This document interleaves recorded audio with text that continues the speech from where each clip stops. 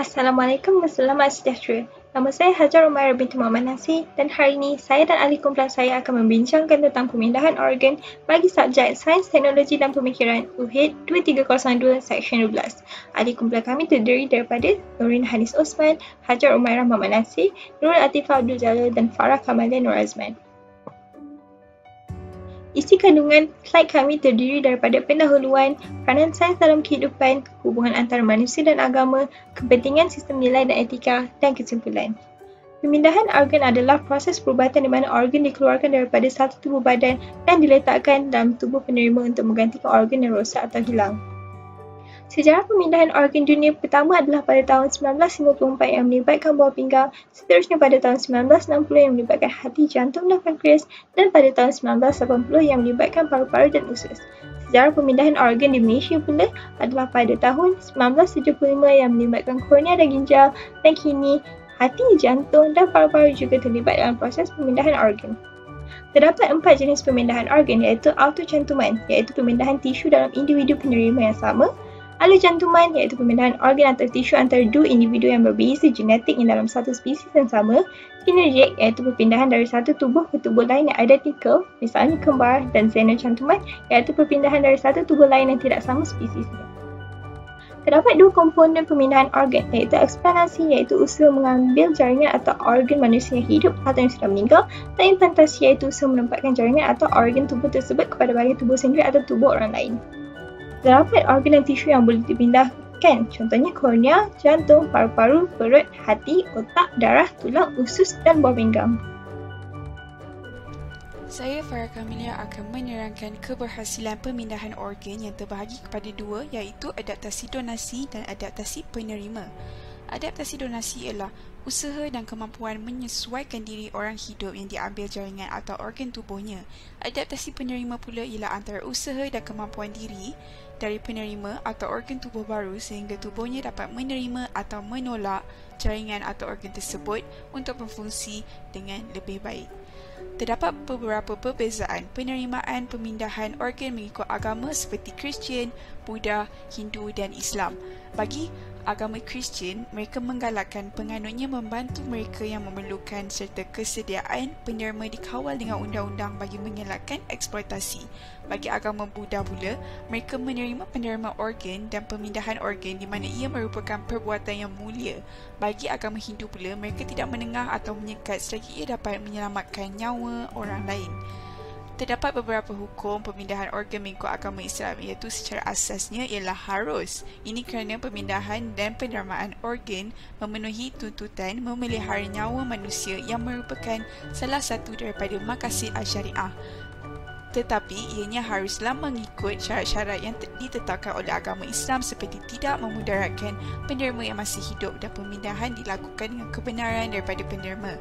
Jadi kesimpulannya, bagi agama Islam mereka tidak ada larangan untuk memindahkan anggota seseorang kepada yang memerlukan jika tidak menyalahi hukum syarak. Antara kaedah rawatan untuk pemindahan organ ini ialah transplantasi iaitu pemindahan organ atau tisu yang masih berfungsi dari seseorang kepada seseorang disebabkan kegagalan fungsi organ atau tisu. Terdapat beberapa langkah dalam proses pemindahan organ.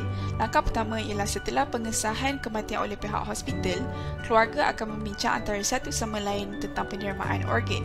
Selepas itu, ujian saringan darah akan dilakukan pada masa yang sama untuk memastikan organ-organ dan tisu-tisu bebas daripada penyakit berjangkit.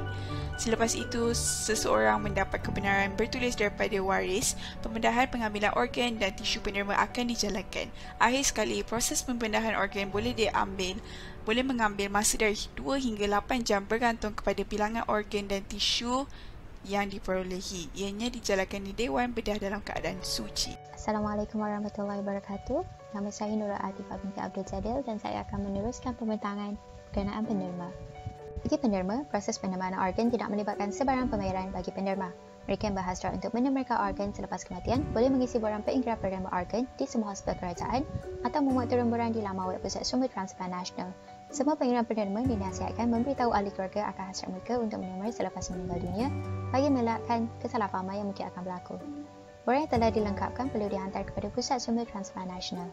Antara penderma yang tidak sesuai untuk menerima adalah mereka yang mempunyai penyakit sistemik kronik, mempunyai penyakit berjangkit seperti HIV, hepatitis B atau C, dan bara kecuali bara otak primari. Penderma yang boleh dipertimbangkan adalah mereka yang berumur dan mempunyai darah tinggi. Bagi penerima, mereka harus mengenal pasti penerima organ dan tisu yang boleh diperolehi dari pesakit yang meninggal atau diwak biasa. Dan jika terdapat kes berpotensi, ianya perlu dirujuk kepada hospital. Seterusnya, penilaian bakal penerima akan dilakukan secara klinikal untuk menentukan organ dalam keadaan yang baik. Setelah itu, sesi kaunseling akan dijalankan untuk memikirkan dan membuat keputusan atas penerimaan organ. Jika terdapat kes medical legal yang terlibat dengan siasatan polis, kebenaran dari forensik dan keizinan bertulis dari magistrate diperlukan. Seterusnya, pasukan pembedahan akan ke lokasi hospital penerima dan organ akan diambil jika ia mengikuti kriteria yang telah ditetapkan. Setelah semua ini berlaku, pembedahan perolehan organ atau tisu akan dijalankan. Seterusnya adalah jenis penerima. Terdapat dua jenis penerima. Yang pertama adalah penerima hidup. Penerima hidup mempunyai risiko rendah dan terhad kepada mereka yang mempunyai pertalian darah atau hubungan emosi seperti suami isteri. Antara organ yang boleh dipindahkan adalah satu buah pinggang, sebahagian hati dan sumsum tulang. Bagi penerima kategorik adalah penerima yang telah meninggal dunia dan amat digalakkan dan utamakan kerana ia tidak memberikan risiko kepada penerima. Antara jenis penerima kategorik adalah kematian otak dan kematian jantung. Hanya penerima kematian otak boleh menerimakan organ dan tisu seperti jantung, paru-paru, hati, kornea, buah pinggang dan tulang. Bagi kematian jantung pula, mereka boleh menerimakan kornea, tulang dan injak jantung. Bagi mereka yang meninggal di hospital, semua jenis tisu boleh dipindahkan, manakala bagi mereka yang meninggal di rumah, hanya kornea yang boleh dipindahkan. Assalamualaikum warahmatullahi wabarakatuh. Saya Nurin Hanis binti Osman. Antara kelebihan penerimaan organ ialah yang pertama, menyelamatkan nyawa manusia daripada maut. Yang kedua, merupakan amalan yang mulia dan akhir sekali sebagai tanda rasa bersyukur kepada Tuhan. Antara kekurangan penerimaan organ, yang pertama, tidak mahu menengokkan pengebumian.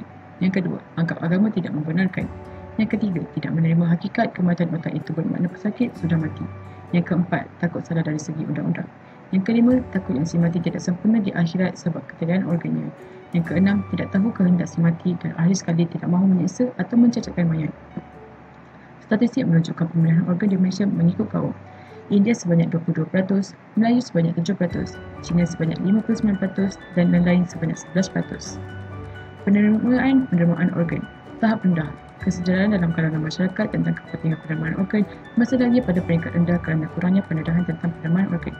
Maklumat yang disalurkan. Maklumat tentang penerimaan organ yang didedahkan kepada masyarakat adalah tidak jelas dan tidak tepat berkenaan tentang kebaikan, kepentingan dan insentif yang diberikan oleh kerajaan kepada mereka yang berderma. Agama dan budaya. Agama dan budaya merupakan antara faktor kenapa kurangnya penerimaan organ di Malaysia di mana masyarakat masih berada dalam keadaan was-was tentang isu penerimaan. Budaya dan masyarakat. Kebimbangan terhadap ketidakpastian dalam kalangan masyarakat yang tinggi. Hal ini selari dengan isu penerimaan organ bahawa kebimbangan terhadap apa yang berlaku selepas penerimaan organ menyebabkan masyarakat masih berfikir 2-3 kali sebelum menjadi penerima organ. Statistik menunjukkan pertambahan penerimaan organ di Malaysia dari tahun 2009 sehingga 2019. Statistik penerimaan organ sehingga Oktober 2020. Jumlah pengikrar penerima sebanyak 477,358. Jumlah pengikrar penerima organ bagi tahun 2020 sebanyak 1,786. Bilangan pesakit yang memerlukan transplant sebanyak 5,028. Bilangan organ dan tisu selepas kematian yang telah didermakan sebanyak 2,284.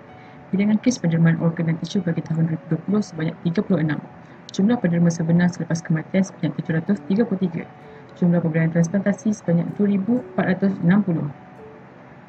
Kesimpulannya, pemilihan organ merupakan satu kaedah perubatan moden dan amalan kemanusiaan yang mulia yang dapat menyelamatkan satu nyawa dan memberi nafas baru yang lebih sempurna kepada penerimanya.